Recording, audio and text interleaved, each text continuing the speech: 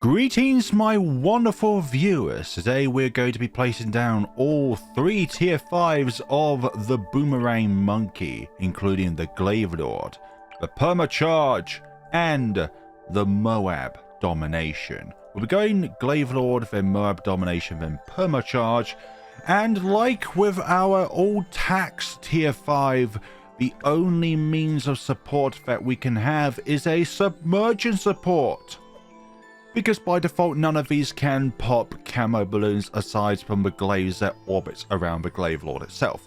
But that takes a long time to do, so we're going to be deploying down our first Boomerang, and we're going to be cracking on straight into this. This one in the center of the 4 circles map is going to be the Glaive Lord because, well, the Glaives that orbits around all 4 of these circles have a chance of impacting balloons. Thank you very much. Ideally, we'll be going to a 302 with this Boomerang in the middle here, and then we'll be placing down our Submerged Support on this area around here where my mouse is right now, the one that's clicking on the screen, so that all camos along this part of the track here have a chance to be decamofied. I hope you appreciate the fact that I need some means of decamofication, otherwise this all pops with boomerangs is going to be impossible. Unless of course you can actually get 31,750 alongside all the other upgrades as well before round 24, which is when the first camo balloon appears. Oh, that one was a little bit sneaky there with its near chance of escaping the map there, which is not what we're trying to do here. And as you can tell, this is a chimps game by first of all the introduction, and secondly, chimps. I hope I've made that clear. We have Glaive ricocheted, which means now we can utilize our PS to its fullest potential, because the boomerangs now hone in on the boomerang, so on the balloons wherever they go. Balloons, boomerangs, whatever. Next, we're going to be doing our Submerge and Support. Here we go. Now that we have our auto start off, now we can safely place this down without it getting any pops. Excellent. I was a little bit paranoid there about the money situation, but we have it intact. We have our Submerge and Support down, but we will be pursuing bottom path so that it can decamofy balloons faster, meaning that those DDTs will not be as sneaky as they usually are when it comes to evading the Submerge and Support. Bottom path increases the rate in which this can decamofy balloons, which is kind of essential if you ask me.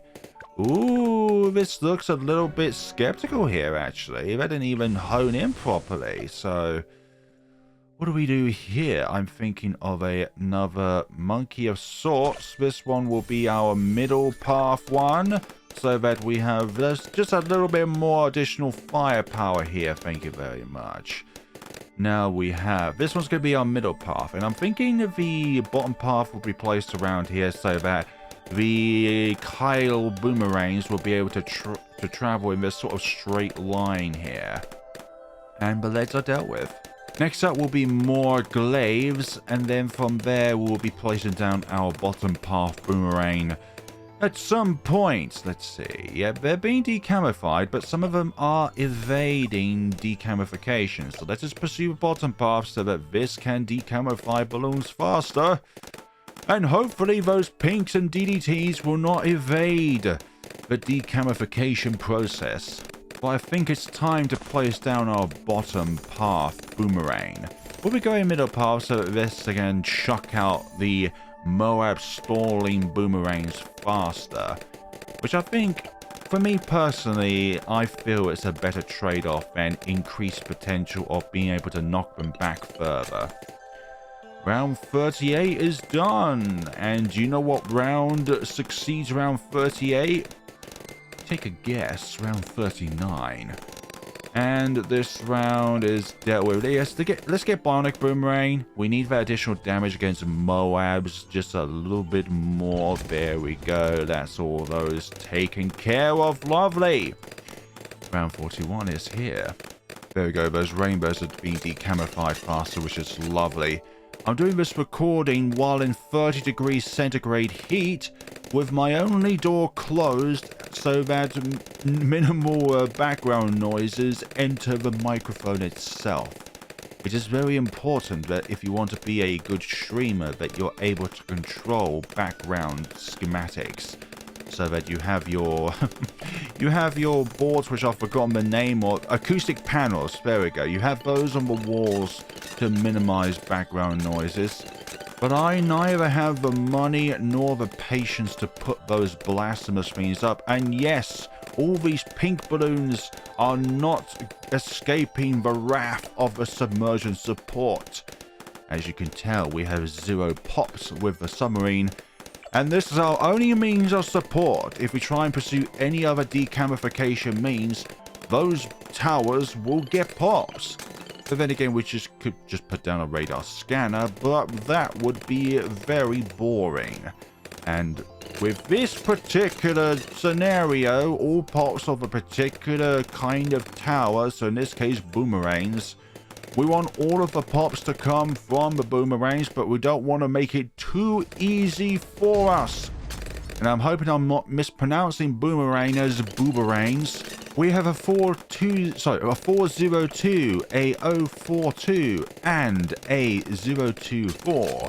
All of these are possible to pop leads, which is beautiful. Because popping leads is much more important than more pierce, I feel, in this scenario. Especially with the turbocharge needing, the permacharge needing to contribute towards popping DDTs. Because I don't think that these other two will be able to do the jobs on their own. Although I could be proven wrong, and I love being proven wrong because it means that the possibilities of said towers can be stretched beyond what I think that they could possibly comprehend. Mind games. We are aiming for a Glaive Lord first because that means our ceramic issues will be non-existent.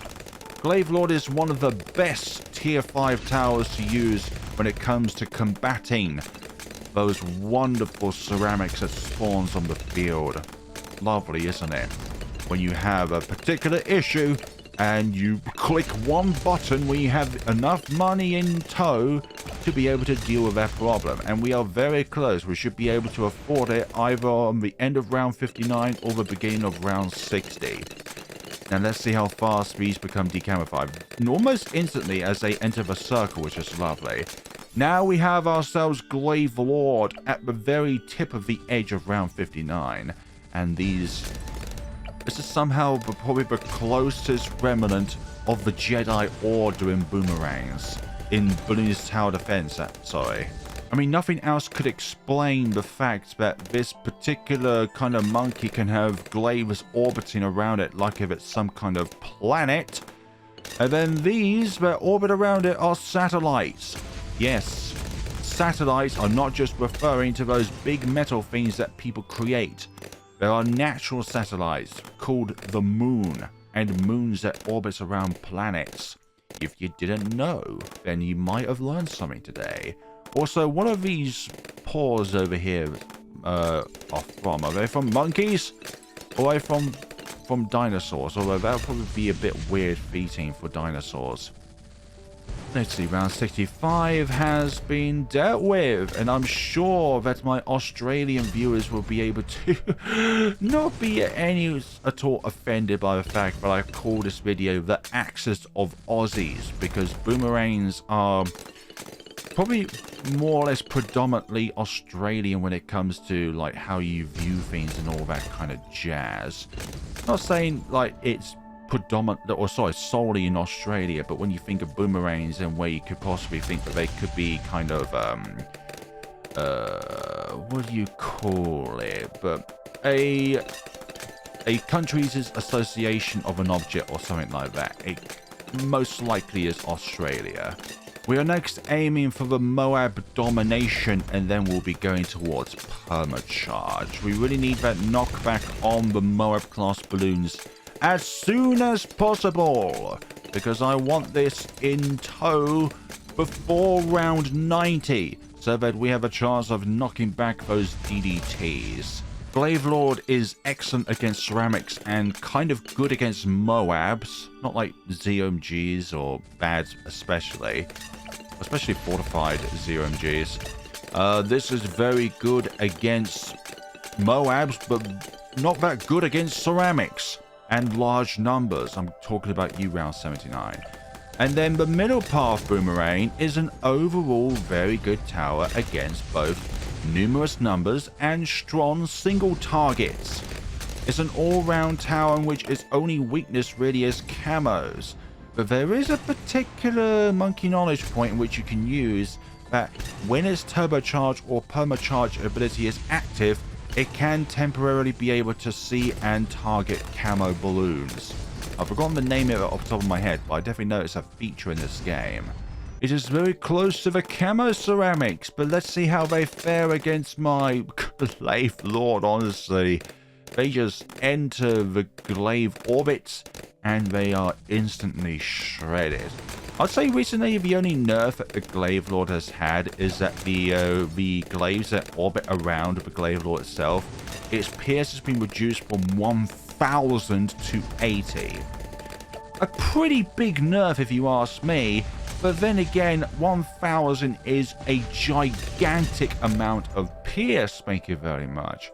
Something that could only be rivaled or toppled by the Ray of Doom itself. Like, we could purchase permacharge, but I'd really much rather have that MOAB knockback in tow here. Round 81 is here, and we have ourselves multiple BFBs to deal with. But again, they are all being completely shredded up by the Glaive Lord and completely shot at by the other two. One has a bigger rate of fire, and the other one is better in straight lines.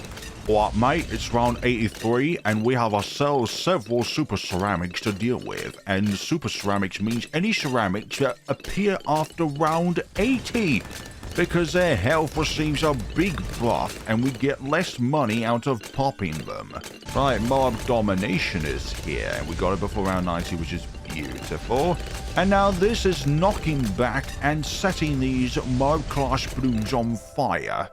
Round 85 is here, and we have ourselves two ZOMGs to deal with. Let the ability have its debut. Finally. I think finally, but I've used it several times, but it's just not been necessary. Round 86, and we have ourselves several fortified BFBs, and they all go down. Like, I think anybody can cover these sort of games, but when it comes to content creation, the difference is being able to provide commentary that people will stick around for, because like, my commentary is not for everyone, and I get that, but if you're able to at least make people not annoyed with your commentary for the sheer majority of people, then I think you've done yourself a good service then and there. Not service, service. Surface. A good surface to work on, thank you very much. Round 89. Lovely. Go down like that. We are only, I don't know what, round 90 here. Lovely. And DDTs was a big test. There we go. They were all dealt with quite magnificently. Round 91.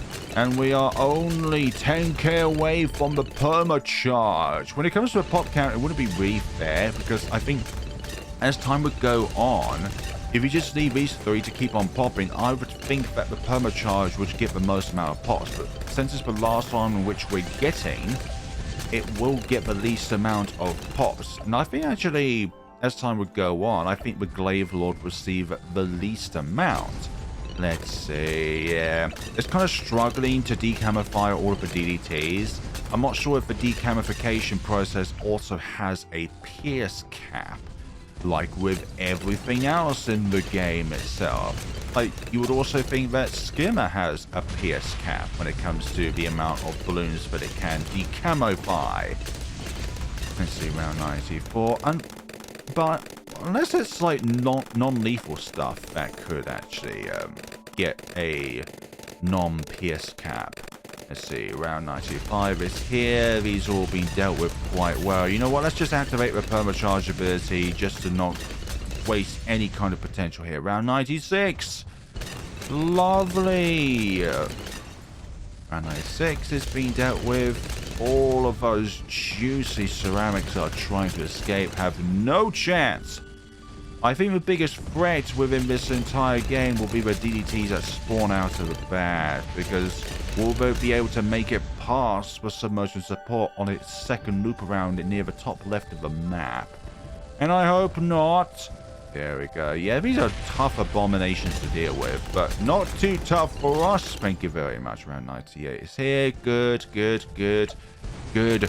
Perma charge. Actually, let's just put you on last so we're always popping the last most balloons so that you're always affecting the strongest balloons at the back there. Round 99. And can we do this without perma charge? I think we can. Lovely days. Round 100 is here. Perma charge is now at work. Again, 0 pops with the monkey sub. Thank you very much. Don't comment on my last video saying that I was drunk. No, I'm just British. That's just how things go. A lot of us spend our times only in Weatherspoons, if you know that place. I don't. I have other things to do rather than waste my money on alcohol non-stop. Let's see. Flare balloons at Towers Place 4. Total damage 2,042,590. With our star being the Glaive Lord, but our other towers have not done too bad themselves. 283,000. I would say if all of these were placed at the same time, I think the perma charge would get the most amount. Glaive Lord with 930,000. And the MOAB Domination, actually second place, quite close actually, because that was really creeping in close with the Glaive Lord there. But with the early rounds, I think the Glaive Lord is a necessity. Try and pursue the other two paths, and I feel like we'll be overwhelmed by ceramics. Like with the perma charge, you could literally get away with the super ceramics and all that sort of stuff. But as an ability, it's time-based rather than being a permanent thing, with these glaives orbiting around the Glaive Lord himself. Another thing about his Jedi kind of similarities is his cape and his scarf on his... not scarf, cape on his back. I'll say hoodie and cape, not cape and scarf. Right, there we go. Apparently I've been here for 58 minutes and 48 seconds. In real time, that has only been about 21 minutes. So, access of Aussies with Submerge and Support. I feel like the Submerge and Support is going to be the only sort of support that I want to put down.